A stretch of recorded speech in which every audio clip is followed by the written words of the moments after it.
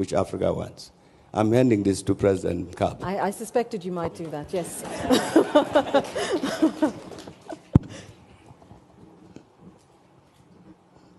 What a cruel gesture, Thabo.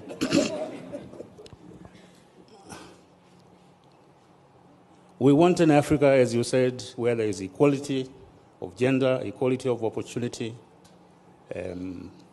promise of a good, healthy life, promise of an educated society, promise of a leadership that thinks more about service than being served. We want all of that, borders to be removed and so on. Why don't we have it? My answer is very clear. Because you have a selfish leadership. Extremely selfish. We often think of the problem of leadership as being the problem of the leaders alone. Fine. They must be defined, have integrity, have all those we want.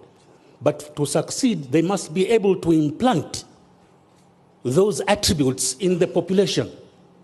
Their political parties must be organized in such a way that they reflect those values and embody those aspirations in their political interaction. If they don't, you have trouble. We are multi-ethnic societies. What basic values have we embodied in these societies? Equality? Or is it diversity? How do you convert diversity into strength rather than diversity as a cause for war and internecine fighting? Can it be done? It can be done. It's been done in centuries before, in Europe and elsewhere. Why can't it be done in Africa? But we don't have the will because we are selfish. We are concerned of the here and now in the seat I am in. That's wrong.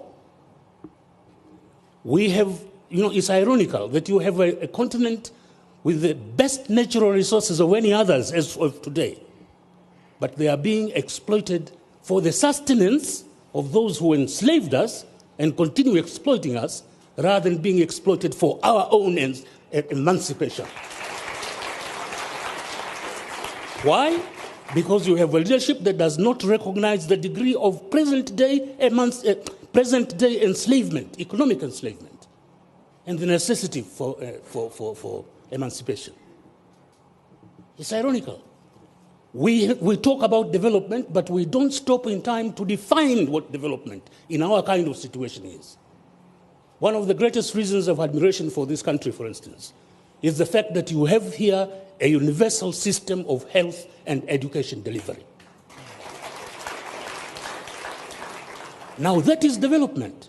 Rwanda is more developed than any of these Western countries in this regard, where you have assured health and education delivery.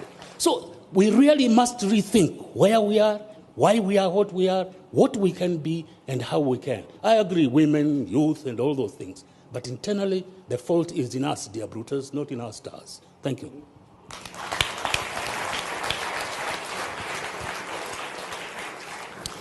Thank you very much.